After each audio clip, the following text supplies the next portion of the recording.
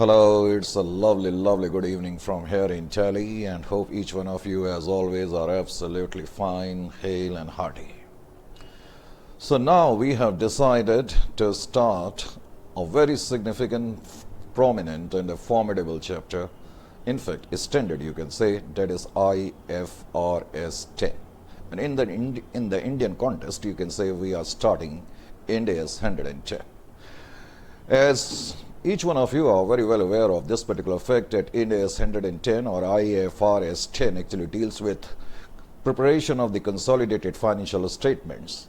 But the good thing about this particular standard is that before we delve into the intricacies of this accounting standard, good thing about this standard is that it is very much a part of what we call international syllabus.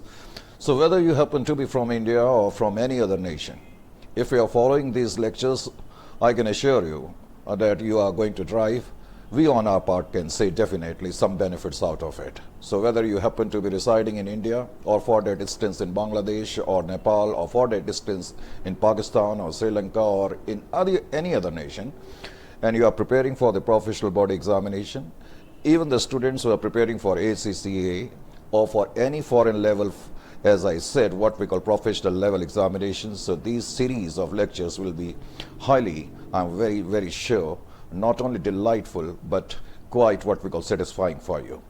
So keep an eye over this particular series, that's all I can say. And so now we come directly to the business end to start this particular chapter.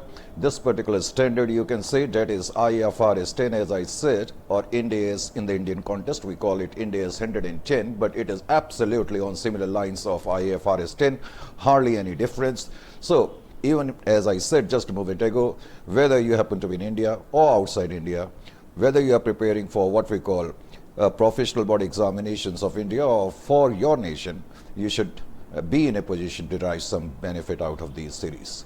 So here we go and start this particular interesting standard. As I have already told you, it's pretty formidable, it's significant, and it constitutes a very significant part of the syllabus. So whichever body examinations you are preparing for, I'm very sure questions from this particular standard obviously will be part of your examinations. So here we go now and start the session. So I've already written, as you can see in your screens actually, India's 110. In the Indian context, IFRS 10 is known as India's 110, correct? It deals with consolidated financial statements. So, and you have heard about consolidated financial statement, I'm very sure. So first of all, we'll pick up the threads right from the scratches, and slowly and steadily we'll move over to the higher notches. So what exactly is the theme of India's 110? First of all, we would like to actually discuss the same. India's 110 actually provides the basic objective, to be very honest with you. It provides some guidelines with respect to the preparation of the consolidated financial statement. That is one part of the entire guidelines or the spectrum of the guidelines which this particular standard actually provides us. We will discuss one by one all those guidelines. Initially, this particular work which I am going to do before you, it's a sort of rough work. Whether you are interested in writing, it is entirely up to you, but later on we will definitely write each and every point, correct? So now we come over to the point. As I said, first of all, we need to know the objective of this particular standard. So what's the objective of this particular standard? Just a moment ago, I said the main objective of this particular standard is that if you happen to be a parent, and you are in control of one subsidiary or more than one subsidiary, then as per the guidelines of this particular standard, you are supposed to actually prepare the consolidated financial statement. That happens to be the first guideline. So first guideline, even I am writing, and of course I am going to explain it. So first guideline of this particular standard states that every parent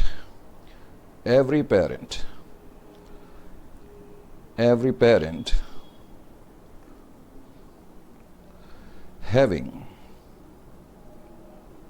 subsidiary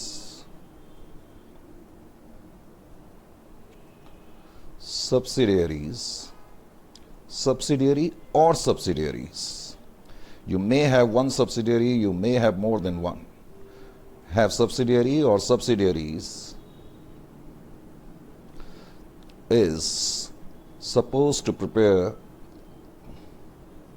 Supposed to prepare what? Supposed to prepare what? Consolidated financial statement. I will write in short form. Don't confuse it with cash flow statement. It is consolidated financial statement. In the entire chapter, CFS shall stand for consolidated financial statement, as I said a moment ago. What does this particular line actually leads us to? Just have a look down over here. Suppose there is an entity by the name of E1, correct? And there is another entity by the name of S1. This entity holds, let us say, 70% stakes of this particular entity. Indirectly, it means, suppose if total share capital of S1 happens to be 10 lakhs, correct? Then out of 10 lakhs, 70% is in the hands of E1. In accounting terminology, or in IFRS terminology, we may say that, where is my scale actually? Just hold on for a while. Right. So in accounting terminology, we may say this company is an investor because we have invested. E1 is investor. We are starting right from the scratches. Remember one thing, even I know that each one of you are very well aware of what exactly E1 is. And S1, of course, will be termed as investee company. Sometimes student fraternity confuses over these two terms, so I would like to actually clear it right at the initial stage. This is known as investee. S1 will be known as investee. E1 is the investor, quite obviously. Obviously, when we invest somewhere, we expect to have some returns out of our investment. That is the reason actually why we invest. But sometimes we invest very heavily, and that gives us some sort of control.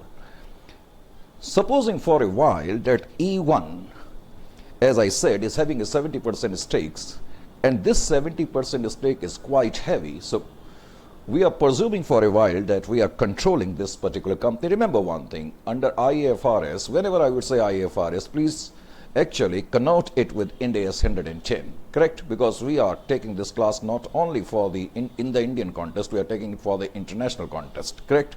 So instead of using Ind AS 110, most of the time actually I will use the term IFRS 10, correct? So that a student of any nation actually who are watching these lectures need not have any sort of what we call trouble in comprehending the things. So E1 happens to be the investor, and it invests in S1. 70% stakes are in the pocket of E1. It is quite a big stake. Out of what we call 100%, 70% is in our pocket. So quite obviously, we are having a big influence over this particular company. Presuming for a while that we are having the control also, because control is entirely a different term. We will talk about it later on, correct? Howsoever big or huge your investment might be, but that doesn't mean that it is a conclusive proof of the fact that you are having the control. But we are presuming that we are having the control of this particular entity, correct? So in accounting parlance, this entity, as each one of us are very well familiar with the fact, will be known as subsidiary and investor. An investor will be known as each one of us knows, parent. So E1 happens to be parent and S1 happens to be a subsidiary. Now just allow me to stress this particular example to some further limits. Presuming further, I've already told you E1 has invested in 70% what we call stakes of S1. Now we presume that S1 has invested 70 or say let us say 60% in S2. There is another company in the market. Out of its total share capital, 60% is in the hands of the S1. Again, 60% happens to be quite a big stake. We presume for a while that S1 is having a control, because I told you, under IFRS, more than 50% investment is not a conclusive proof of the fact that we are exercising the control, because control has some other elements too, regarding which we are going to have discussion at length, of course, but quite later on, correct?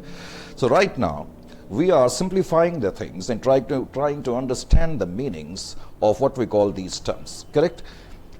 E1 has invested in 70% share capital of S1. At the same time, S1 has invested in 60% share capital of S2.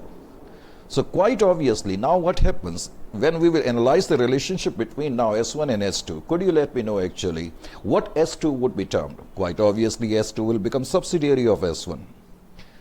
It will become, I will write subsi, okay? Because subsidiary is quite a big term to write every time. So S2 is subsidiary company of S1. That means S1 is parent of S2. S1 is parent of S2.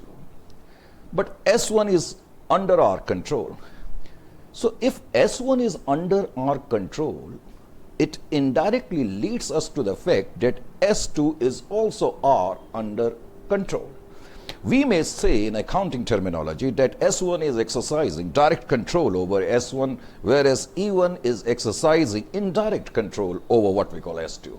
This is indirect because this control is being exercised by E1 through its subsidiary. Further in accounting terminology, if we will take or analyze the relationship among all these three entities, we may say E1 is the parent, S1 is the immediate subsidiary, and S2 is the ultimate subsidiary of E1. Ultimate, that is final, correct? So this is the relationship among what we call all three entities. So the first point is that if a parent is having a subsidiary or more than one subsidiary, and parent is exercising, of course, the control, logically speaking, control can be exercised, then only other entity can become our subsidiaries. So when I say subsidiary, logically it means E1 is exercising the control.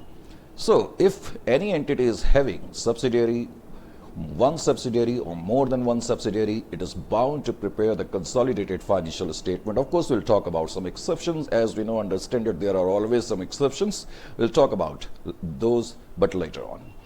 So this is the first statement regarding what we call objective. What is the next one? Now suppose for a while, it is established that a particular entity has a control of other entity. Now let us say that fact has been established, that a particular entity has a control of other entity. If this particular fact has been established, so quite obviously, then consolidated financial statement will have to be prepared. But how those consolidated statements will be prepared, of course, this is yet another objective of this particular standard. That means this standard actually will give us some guidelines, some clues, some what we call, you can say, ideas to prepare the consolidated financial statement. So that is the second objective, principles regarding preparation of consolidated financial statements. Principles regarding preparation of consolidated financial statements. Preparation of consolidated financial statements. Correct? Further, this standard, as I said, provides us some guidelines with respect to what are these principles of preparation of the consolidated financial statement. To be very honest with you, it is nothing but it is accounting. Now, accounting part we are, of course, going to take later on. Right now, actually, we are trying to just take a bird's eye view of the entire, what we call provisions of this particular standard. See, I was telling that third objective, you can say, or the third guidelines actually deals with respect to principles of control. That is very, very significant. Principles of control. It looks very easier. It looks like a cup of coffee, but it is not. Principles of control.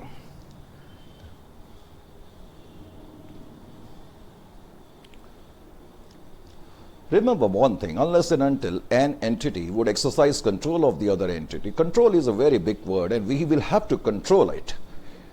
So unless and until an entity would exercise control over the other entity, we cannot what we call apply Ind AS 110 or IFRS 10 as we say. We need to know whether an entity exercises control or not. So what this exactly control word is, remember one thing, just a moment ago when I started this particular standard, I did tell at that time also that just our investment stake or the size is not the conclusive proof There was a time earlier when we used to say that if we are having more than 50% stakes in the other entity, we are exercising the control or we are in the control of the things. But those days are now over. We have to follow the guidelines of IFRS. There are some other evidences where an entity, in spite of the fact that not having more than 50% stakes, but still it is in the control of the other entity. So what exactly the control first word is, let me actually explain it too. If we want to know whether we are exercising the control or not, we need to look over these facts. See here, I will use red pens if you allow me to for a while, correct? Principles of control. I just a moment ago, I also said when I invest in an entity, or for that instance, when you invest your hard-earned money into some entity, what's the objective behind that? When you invest, you let me know very honestly, when you invest your hard-earned money, correct? Today you receive the salary and tomorrow you invest that amount. Why you are investing? In the hope of earning something out of it. What sort of return it would fetch to you? Obviously, you know better than I actually in this case that you are expecting to have some dividend or you are expecting to have some interest. If you are investing in shares, of course you're bound to get what we call dividend. At least you are hoping for to have some dividend, and if you are investing in bonds or debentures, correct, or other interest-bearing securities, then you are going to have a hope of having interest. That means all in all, when we invest our money, two things are involved here, just pay attention. One, when I invest into the stakes or stocks or share capital, whatever word you may like to, because in different nations we use different words, to be very honest with you, that is why I am using all three. When I invest in the share capital of an entity, I hope to have dividend, but it is just a hope. I might get dividend, I might not get dividend, or I might get dividend regularly or irregularly, or I might get dividend of an amount which is much lower than my expectation or might be higher than my expectations. It means when we invest, we are exposing ourselves. See, remember what? Many a times I have seen actually student fraternity are actually, let me actually come over to this particular slide first, then you will be able to have a look over me now. Sometime it becomes very important to actually go through the actions so the intensity of the wordings can be grabbed quite easily. What my point is, suppose I'm investing my hard-earned money. Now if I'm investing my hard-earned money, obviously I said I'm exposing myself. Exposing in the sense, I have seen, I was talking about this particular fact that students sometimes actually misconstrue these words. Expose means it is in negative sense. That means you are taking a risk here. That is why word exposed is being written over here. So when you are investing, two things are happening concurrently. One is that you are exposing yourself to the risk that you might be having the return, you might not having the return. In fact, you are exposing yourself. When we are using the word expose, it means you might not have the return, because expose word is used in a negative sense. On the contrary, when I invest, then investing company, we presume for a while, is able to earn a very heavy profits. Investing company is the company wherein you have made the investment. Remember one thing. Now what happens? If the investing company has earned heavy profits, obviously in this case you are bound to have high returns. It means because your investment is there, it is providing you a right over the higher earnings of the investee. Are you getting my point or not? Our investment does two what we call simultaneous acts. One, it exposes ourselves to the risk. At the same time, it provides us the right to the returns. So returns can be variable. And when we say variable in negative sense, it means actually we are exposing to that. And when we say variable in the positive sense, higher return, I mean to say, that means we are having a right over it. Word control is tended, now I come to this slide. So I was talking about the principle of the control. An entity is said to be in control of the other entity when entity when entity exposes itself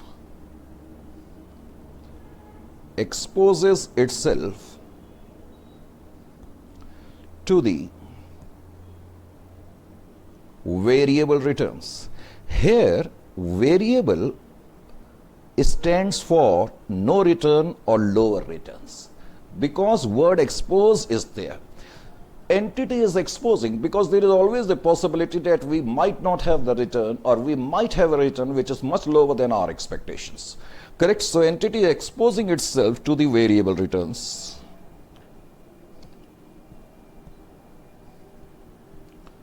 Second, entity is having a right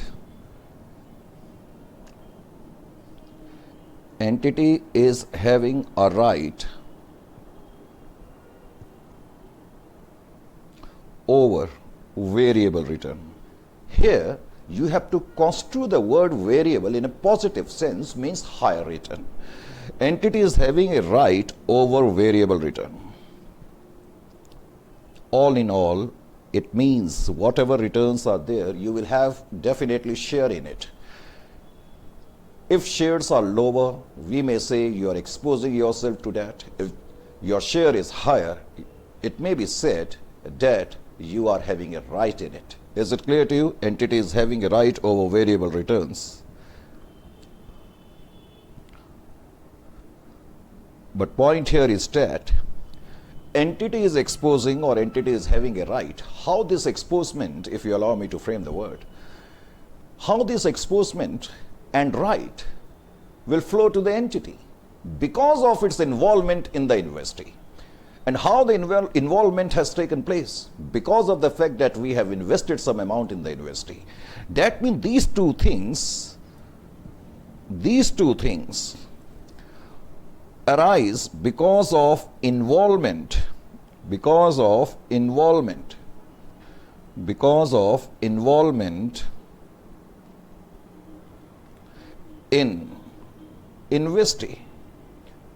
of involvement in investee. Investee is the company or entity wherein you have invested. Involvement in the investee due to investments, because you have invested some amount over there.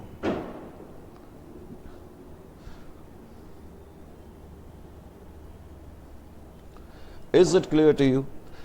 Principles of control.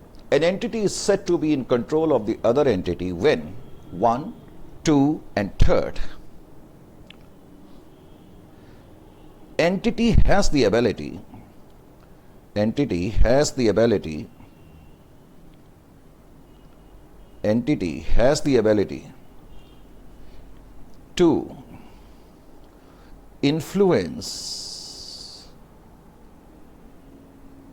to influence the returns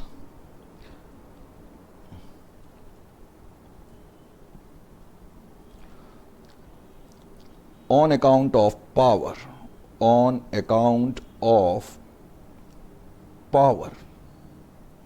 This is very significant line. When all these three things will be present, then only we may say that in view of IFRS 10, an entity is in control of the other entity. Try to understand this particular point, the third one. First two is quite obvious. We have made the investment, we are exposing or earning a right to the variable returns due to our involvement. Now, third point is that, to be very honest with you, control will be established only when the third point will be present. You have the ability to influence the return on account of power. You must have the power and the ability. In fact, this ability will come to you only due to power. You have the ability to influence the returns of the investee company. It can happen only when you are in a position to dictate the terms, when you are in control of all the relevant activities of that particular entity. But problem is that it is not so easy. When we invest in a particular company, do we acquire the what we call power enough to influence the activity of that particular company? No. Remember one thing, you must have the ability to direct the relevant activities of the other entity. So third line, what does it mean? Let me explain it this way. Has the ability to influence the returns on account of power. It means somewhere I need to know the meaning of power also. Then only I will be in a better position to explain, isn't it or not? See here. Generally, it is said that we have power. Generally, it is said we have power when how power can accrue. It is very important. Generally, it is concluded that if an entity, say there is an entity P and there is an entity S, generally it is inferred that power accrues to an entity on account of its heavy investment. Say I have invested in 80% share capital of this company. Obviously 80% is not a meager amount, isn't it? It's quite a heavy investment. If I'm having 80% shares, quite obviously, one may think and tempt to think, in fact, that I'm exercising the control. Of course, this is something which gives us a clue that whether we are in control of the other entity or not. Correct? This is one way to actually see the fact that whether we have got the control or not. That means your investment is stakes. It is not a conclusive proof, but it definitely gives you a clue. Let us say there is another case. Suppose there is an entity P and there is an entity S1.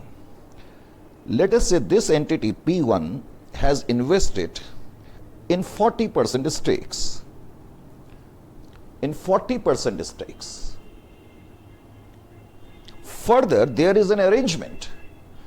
There is an arrangement between this company and this one that you will have the right, there is a specific arrangement, say, that you will be in charge of all the relevant activity, directing the relevant activities. Suppose if there is a specific agreement between these two, what we call entities, that you are going to direct all the operational activities, all the financial activities, all the relevant activities of S1, quite obviously, this leads us to the fact that in spite of the fact that we are having only 40% stakes, of course 40% stakes is also quite a big stake, remember one thing, but there is a specific agreement also that we are going to direct the operational activity and the financial activities of S1. That means we are having the power in this case.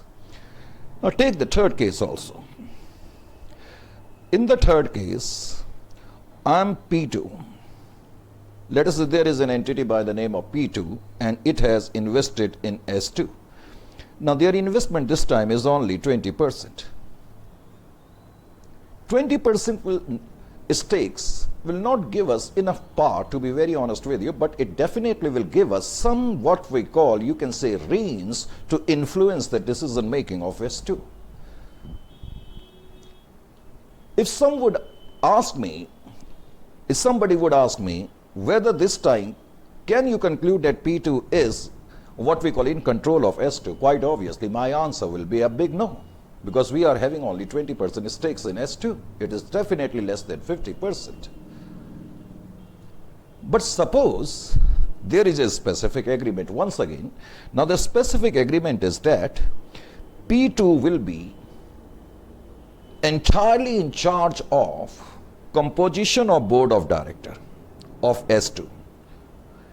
It will be the prerogative of P2 only to compose the board of directors of S2. Now, if it is my prerogative to compose the board of directors of S2, what does it mean? It means I'm in full-fledged control. So what my point is that IFRS simply is not concerned with the stakes. It takes into account many other facets. Mere fact that you are having more than 50% definitely is a clue, but not conclusive proof. For example, suppose I am given in the question that I have invested in 60% and no more further information is given. In that case, I will have to conclude that I am in control of the other entity. But suppose if the question states that I have got more than 60% share in another entity, but at the same time I do not have any right to actually participate in their operational and what we call other activities, in that case it will be concluded that I am not in control of the other entity.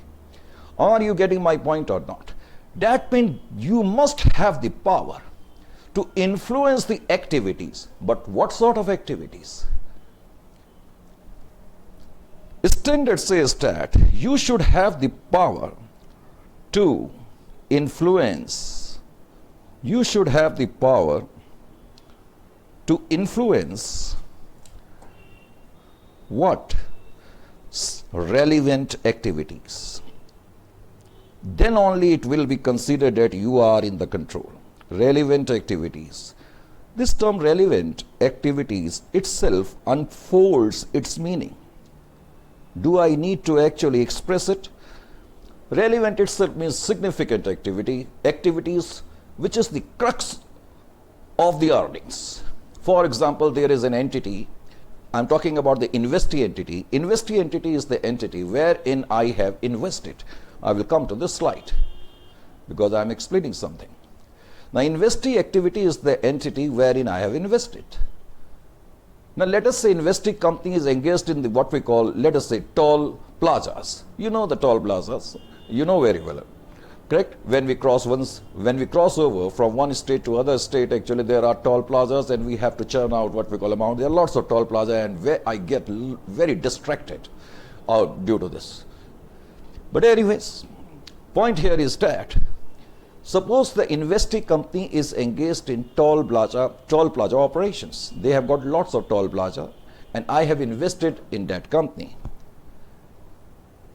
Then what will be the significant relevant activity of that entity? Obviously the collection of tolls, because this will be the greatest source of revenue for that particular company. So if I am in control of that activity, it will be constituted, it will be concluded, it will be inferred that I am in control of that particular entity. Is it clear to you or not? I hope so. So now at least you should get an idea.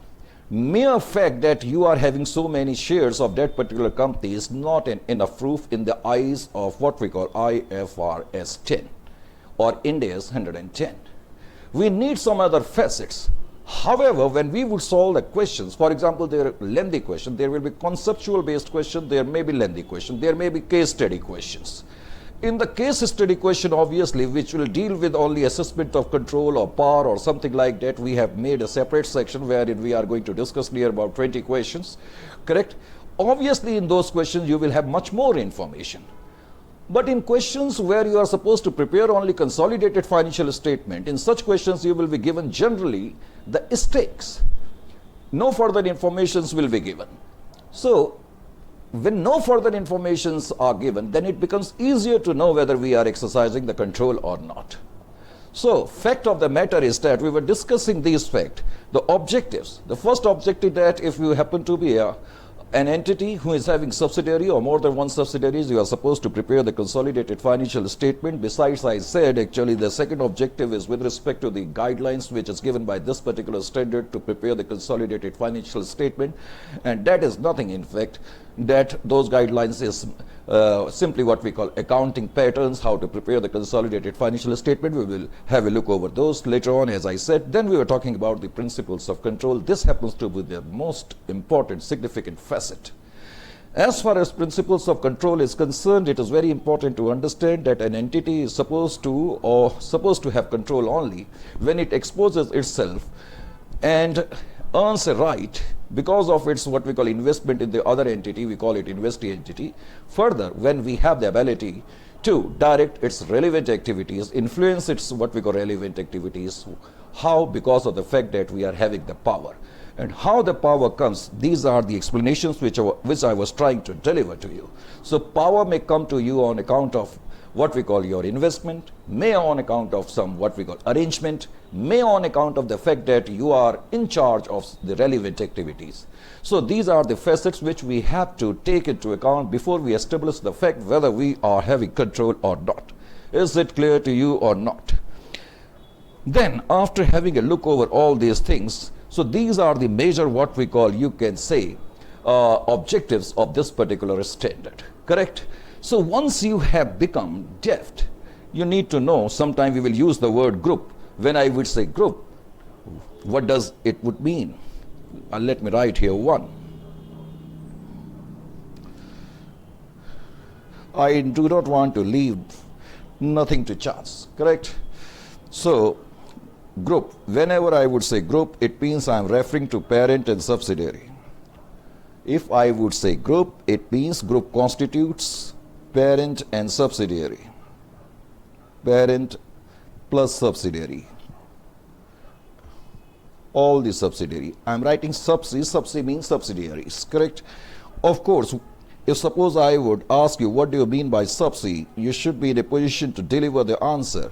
It is an entity which is controlled by other entities. Suppose this is S1, this is P1, and S1 is controlled by P1, then S1 is subsidiary company of P1, as we have already discussed all these things.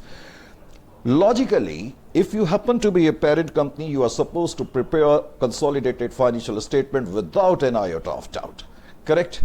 However, as I said in the initial stages, and being a professional level student, that too of IFRS, correct, you need to know that which are the exceptions. Sometimes I have seen that the student fraternity skips this point, so you need to actually take those into account too. That is the 4th one, exceptions. What are the exceptions? Let me pick the red pen. Exceptions.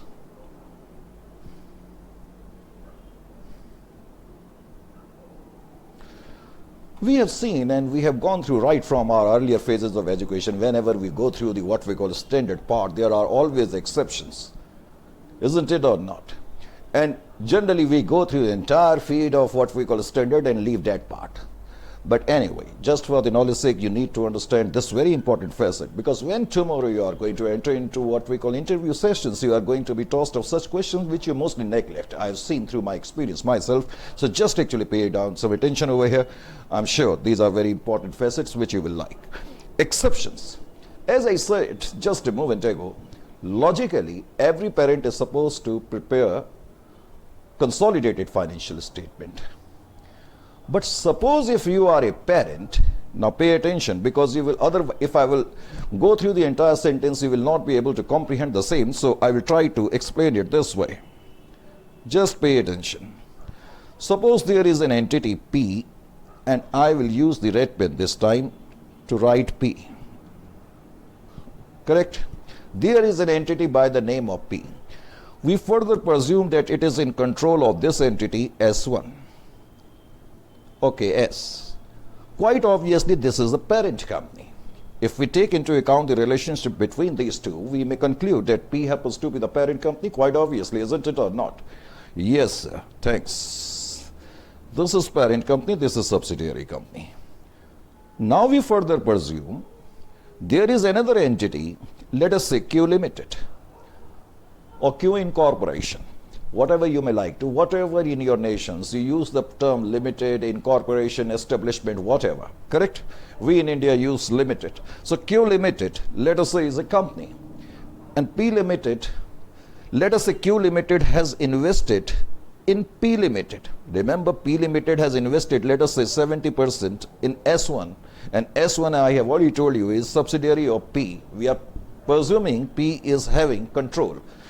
Whether I would say control or whether I would say that P is having control or not, you always presume, because no further information is given. We are given only this, that P has invested in 70%. We are presuming P is having what we call control on account of what we call its majority stake.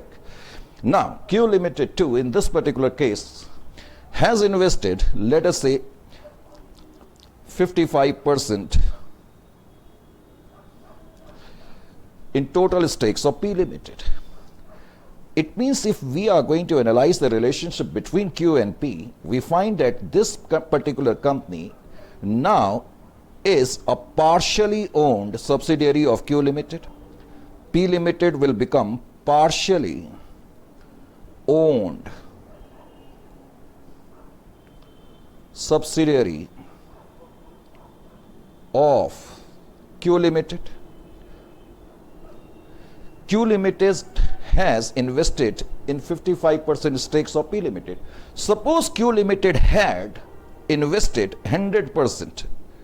Suppose 100% of the share capital is in the hands of Q Limited, then I would have said that P Limited is wholly owned subsidiary. Wholly owned subsidiary. Then I would have said that P Limited is wholly owned subsidiary. Isn't it or not? Of Q Limited. So this time, this parent, of course it is a parent of S1, but this P Limited also happens to be subsidiary of Q Limited. Standard says that if parent happens to be a partially owned subsidiary or a wholly owned subsidiary, and this parent P, this sheet is over, I am moving over to this part, correct? And suppose P Limited decides not to prepare CFS. Now you may tempt to say, sir, just a moment ago you said actually that if you happen to be a parent, you are supposed to prepare CFS. Remember, and don't let it skip out of your memory, actually we are now concentrating on the exception part. So if you are a parent, besides that you happen to be a subsidiary, whether wholly owned or partially owned of other entity. So P is a parent, but at the same time P happens to be a subsidiary company, whether wholly owned or partially owned. And P Limited decides not to prepare cash flow statement. And, where is my scale?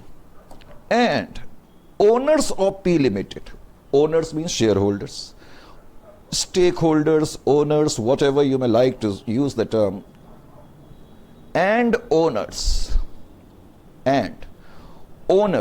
of P Limited,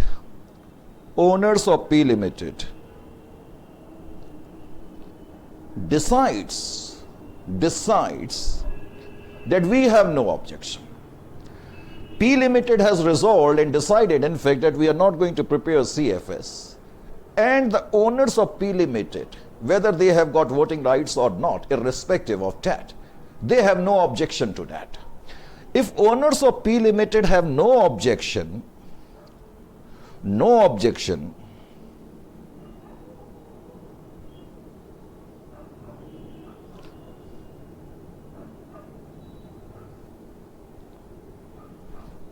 correct? P Limited is having no objection. It's a pretty lengthy word. I told you if I am going to read the word in one sentence, then you would not have comprehended the same. It is still continuing. Don't let it skip out of this particular fact that we are talking about parent. This parent is having a subsidiary, and this parent itself is a subsidiary of Q Limited. So if a parent who happens to be a subsidiary wholly owned or partially owned and decides not to prepare CFS, and further the owners of parent, whether they are having voting rights or not, they do not object to that. And see here, and it is not only one condition, there is another condition. And this parent company P Limited, this parent P Limited, its debt securities, debt and other instruments, debt and equity instruments, debt and other instruments are not publicly traded, are not publicly traded. Publicly traded, that means no trading is being done of debt securities and equity securities of this particular entity. Traded. And remember one thing, all these conditions must be satisfied, then only it will become an exception.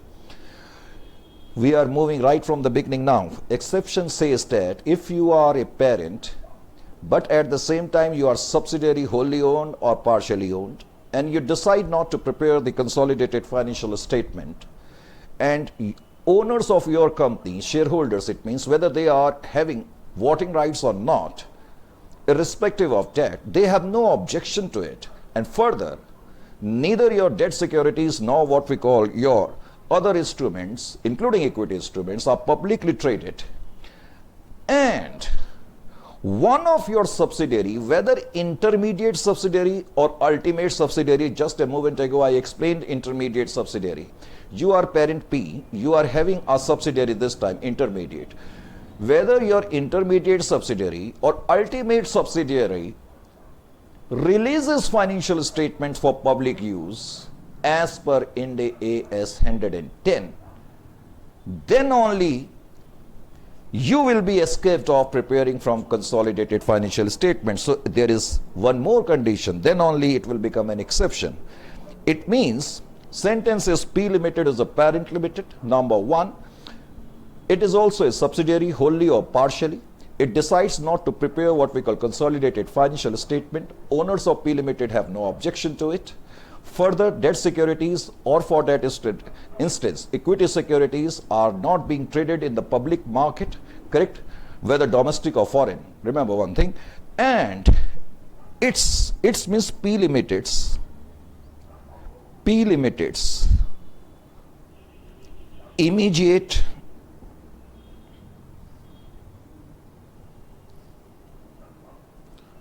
or ultimate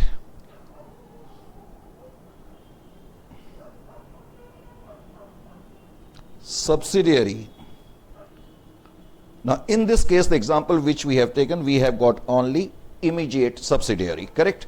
So its immediate subsidiary or ultimate subsidiary prepares financial statements, FS, prepares financial statement. You can write the full sentence, prepare financial statement for public use. And those financial statements have been prepared in the light of Ind AS 110.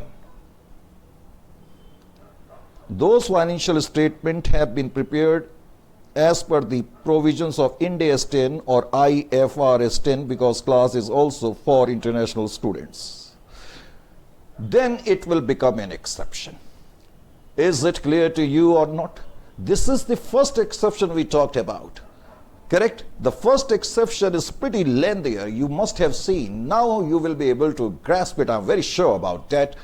So if you happen to be a parent, but at the same time you happen to be a subsidiary of some other entity, whether wholly owned or subsidiary owned, and you decide not to prepare consolidated financial statement, but at the same time your shareholders, whether having voting rights or no voting rights, have no objection to it,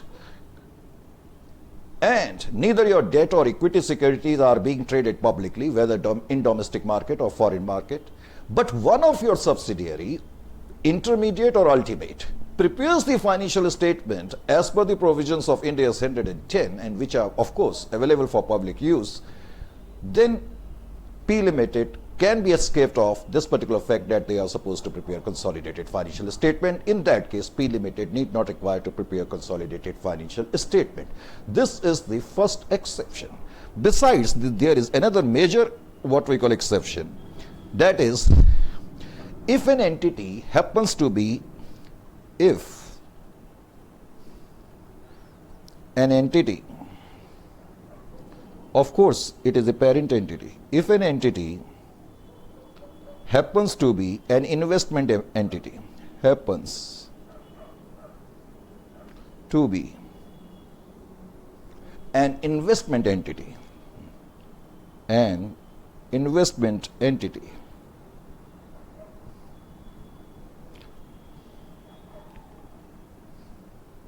an investment entity. So if an entity happens to be, if you happen to be a parent company, but you are an investment entity. What we mean by an investment entity? Investment entity is an entity which has actually procured the funds from different investors. But the purpose is to invest those funds only in securities for the purpose of what we call earning returns or for the purpose of capital appreciation. Then you happen to be an investment entity. In that particular case, you need not require to actually prepare consolidated financial statement. Remember one thing. Regarding investment entities, we are going to have a separate discussion later on. But right now, my purpose is to give you a bird's eye view of the entire what we call provisionings of this particular significant IFRS, or for that is 110. We will continue with much more in the upcoming sessions. Hope actually this particular session must have come up to your expectation. I'm looking forward to have your feedbacks, quite obviously, especially from students of other what we call countries. If you find that these are worthy, you can continue with this series, and of course students from our countries need to, and in fact they need to actually give their what we call feedbacks. I'm very sure that it must have come up to your likings. One more announcement I would like to actually make here. English version courses are definitely bound to strike, and for that I am going to actually give a separate video later on wherein you will get the entire details, because we are having lots of messages from the student fraternity for the English version courses, especially from the Eastern India side and Southern India side, and those who actually feel more comfortable with this language, correct, whether they are residing in Northern India or for that is any part of India. So we definitely first of all feel very grateful to all of you for what we call showing this much of faith, appreciation, and at the same time trust. So we on our part, as always, as I say, shall leave no stone unturned in carrying out those trust, those faith, and of course we very much would appreciate your feedbacks too. So on such note, we end up this particular session. As I promised, in the upcoming session there will be lots of more to discuss in this particular chapter. It's a pretty lengthy chapter. So till then, it's a short goodbye from here. It's in fact good night from here in Delhi.